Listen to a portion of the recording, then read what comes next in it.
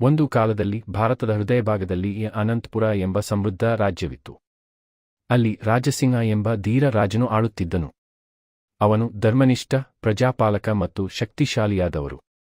ಪ್ರತಿ ಬೆಳಗಿನ ಜಾವ ಅರಮನೆಯ ದೀಪವನ್ನು ತಾನು ಸ್ವತಃ ಬೆಳಗಿಸುತ್ತಿದ್ದನು. ಇದು ಪ್ರಜೆಗೆ ಬೆಳಕು ಕೊಡುವುದು ರಾಜಧರ್ಮ ಎಂಬ ಸಂಕೇತ. ಒಂದು ದಿನ ಆನೆಗಳಿಂದ ಹಾಳಾದ ಒಂದು ಹಳ್ಳಿಯು ರಾಜದ ಬಳಿ ದೂರು ನೀಡಿತು. ಮಂತ್ರಿಗಳು ಆ ವಿಷಯವನ್ನು ಸಣ್ಣದಾಗಿ ಪರಿಗಣಿಸಿದರೂ ರಾಜನು ತಕ್ಷಣ ಹಳ್ಳಿಗೆ ಬಂದು ಸತ್ಯಸ್ಥಿತಿ ಕಂಡನು. ಅವರು ಕಾಲಕ್ಷೇಮ ಕೇಳಿ ಹಳ್ಳಿಗೆ ಹೊಸ ಸೇತುವೆ, ನೀರಾವರಿ ವ್ಯವಸ್ಥೆ ಮತ್ತು ಗಾಸುಗಳಿಗೆ ಸುರಕ್ಷತೆ ಒದಗಿಸಿದನು. ಈ ಘಟನೆ ರಾಜ್ಯದ ಎಲ್ಲೆಡೆ ಧ್ವನಿಸಿದಾಗ ಜನರು ರಾಜನನ್ನು ಧರ್ಮಸಿಂಹ ಎನಿಸಿಕೊಂಡರು. ರಾಜನು ರಾಜ್ಯವೆಂದರೆ ಕೇವಲ ಭೂಮಿಯಲ್ಲ, ಅದು ಜನರ ನಂಬಿಕೆಯಿಂದ ನಿರ್ಮಾಣವಾಗುತ್ತದೆ ಎಂದು ಹೇಳಿದನು. ಅವನ ಆಳ್ವಿಕೆಯ ಕತೆ ಇಂದಿಗೂ ಭಾರತೀಯ ಸಂಸ್ಕೃತಿಯಲ್ಲಿ ಧರ್ಮಪಾಲನೆಯ ಮಾದರಿಯಾಗಿ ಉಳಿದಿದೆ. ನಿಜವಾದ ಮಹಾರಾಜನು ಪ್ರಜೆಗಾಗಿ ತ್ಯಾಗ ಮಾಡಬಲ್ಲವನು ಎಂಬುದರ ಸಾಕ್ಷಿಯಾಗಿ.